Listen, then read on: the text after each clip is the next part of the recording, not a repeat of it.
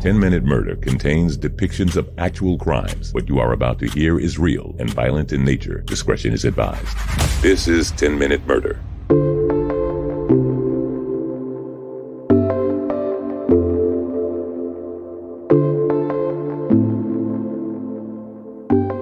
Welcome to 10-Minute Murder, the brief and bingeable true crime podcast.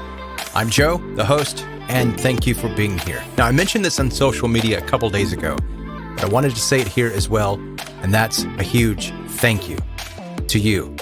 10-Minute Murder recently passed the 1 million downloads mark in 2021, and if you're listening to this right now, you're a part of that. And I just want to recognize that this show would not be a show if it weren't for you. It'd just be me sitting in a quiet room, reading about these true crime stories by myself. And 10-Minute Murder continues to grow and grow quickly, and that's because of your support.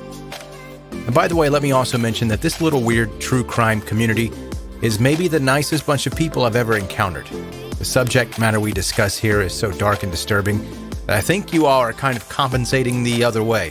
Nearly every interaction I've had, you've all been so friendly and just awesome. It's like if Chick-fil-A contacted me about something. That's the level of niceness I'm talking about. Now, let's not ruin it with an email from a fart face. Let's just keep it positive and upbeat. So 1 million downloads so far in 2021, and hopefully a million more soon. Before we get started with the story today, this is your reminder to subscribe to 10-Minute Murder. Connect on social media, links are in the show notes, and tell your true crime-loving friends about the show.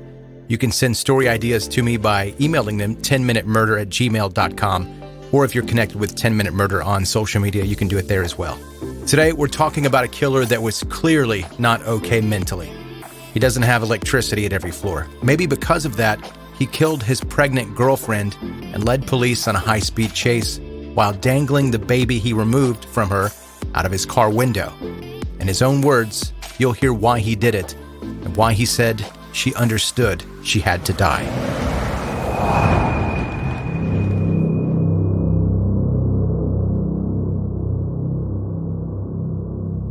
Unfortunately, there isn't a lot of backstory available for Manuel Vila for us to try to put the pieces together and figure out what caused him to do what he did. What we do know is that Manuel was 28 years old. He had prior convictions for misdemeanor abuse and battery from 2009 and 2012. His girlfriend, 30-year-old Katrina Rivera, was 39 weeks pregnant with the couple's baby. On December 8, 2016, Katrina was reported as missing. Katrina's child saw her get into Manuel's car later that day, a 2000 Hyundai Elantra in Bakersfield, California. Manuel later said that it was that same day that she was reported missing that he strangled pregnant Katrina to death. They were arguing about kids and going to the store for cigarettes. She told him that day that she did not want to be with him anymore. Manuel choked her for about 5 minutes, he said, until she wasn't struggling and he knew that she was dead. He put her body into the back of his car and drove around, eventually stopping on Edison Highway. When he stopped, he went to Katrina's body and used a razor blade to cut the baby out of her body. 2 days later, Manuel was spotted by police in his car and he led them on a chase. During that chase, he dangled the dead baby outside of the driver's side window. A California Highway Patrol officer tossed out a spike strip in front of Manuel's car, attempting to blow out the tires. Vila swerved to both hit the officer and avoid the spike strip and was thankfully unsuccessful at both of those attempts. With 2 flat tires, he pulled over near East Bakersfield High School. He got out and began walking away. And he wasn't just casually strolling, though. He used the dead baby as a shield from police in case they tried to shoot at him.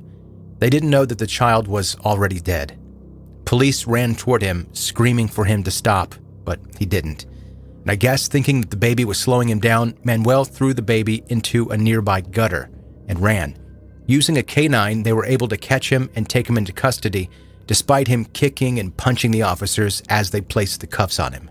The baby was given CPR and rushed to a nearby hospital, where he was pronounced dead. The doctor said that he believed that the baby actually survived being cut out of its mother and was probably alive at some point that very day. Katrina's body was found where Manuel left it, in the back seat of his Hyundai. In case you're wondering what kind of deranged human being would do something like this and why, Here's Manuel to explain it in his own words. Did you cut the baby out of her? Yes, I did. Why? Prove a point to religion. Isn't it your baby? It's our baby. Yes. So what point were you proving?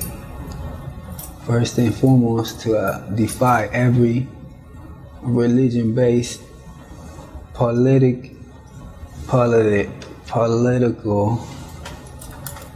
to defy every law of any God creation of a book. You understand? Yeah. So did you think what you were doing was the right thing, or did you realize it was going to kill her?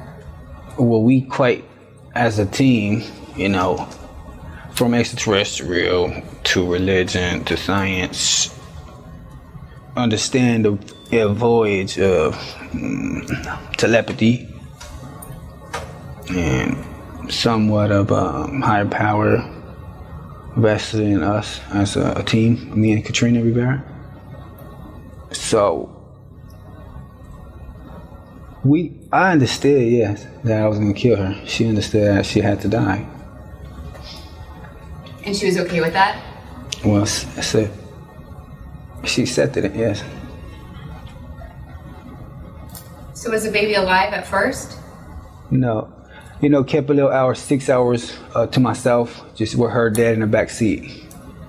Side of the road, somewhere. Over on Cottonwood. And just had a time to reflect what me and my father had, been sent here to do. And that's where I cut her open, when he told me to. Who told you to? The father, it's just the same one who was to communicate with Jesus Christ is when he was here. So, do you think that you're possessed by the devil? Me? Yeah. I'm the Antichrist. I'm capable of taking separate business of any God that ever said the Creator was here to defy law of anything that I ever said that I was Adam from the first, to understand the flesh of pleasure. That's the definition of to fulfill something nobody else ever will ever compare to. So do you feel bad that your girlfriend and your baby are dead? I take it easy on her, so no. I have remorse of not, but I don't feel bad. How did you get your instructions, and what instructions did you get? Excuse. Oh, right. When I was 7, that's when it's just put in effect. Yeah, I lied. Mm-hmm. And through all that time, you'd hear these voices over and over again? Well, he'd take it and say, go left, and I had to go right. And he's in an Asian spaceship or something. So you already... So I had to learn every process of how he really had to communicate. He said, go right, and I go left. Got it. So you did pretty much opposite of that. In the process of going through this, how did you kill your girlfriend and the baby? And what instructions did you get in order to do that? He said, defy me, do what you do, and just do it the right way. What was that way? What did you come up with? What was your way to do this? Oh, he said just do it as you were alone in the garden. And did you use any instruments, tools? Did you use your hands? Yeah, he gave me instructions of a razor blade that he provided me in the garden when no one else was there. An X-Acto knife, or was it a utility knife? Just about a razor blade there. And you did all of this with the razor blade? You did the C-section with the razor blade? Yes. Does this cause you stress through all this process of being arrested, killing your girlfriend, killing the baby? Talk to me about how you feel right now. Do you think that you've done exactly what you were told to do? Clear that up for me. Well, we fulfilled a pretty magnificent creation, matter of fact. Yes, it says very excited for the next process of experience. As I would imagine to tell you, nothing will ever be the same. Yes. Yeah. Manuel Vila was charged with 2 counts of murder for killing Katrina and his baby boy.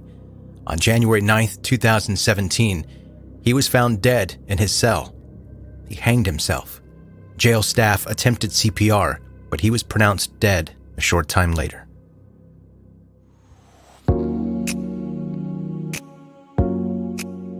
That's today's 10-Minute Murder, the brief and bingeable true crime podcast.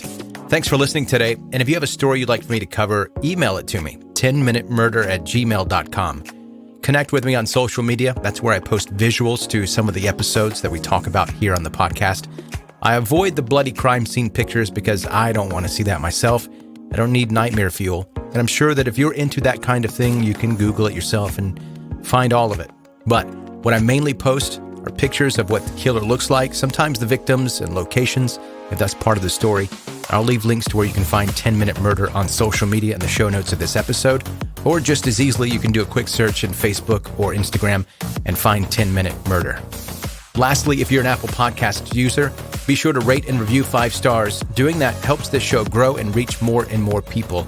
And I recently got a review that was 5 stars, and it was just lines to the movie 10 Things I Hate About You. And at first I was like, what the heck? But then I realized it was a good thing. It had me worried for a minute, but I appreciate it. Thanks for listening to 10-Minute Murder. Have a good night. 10-minute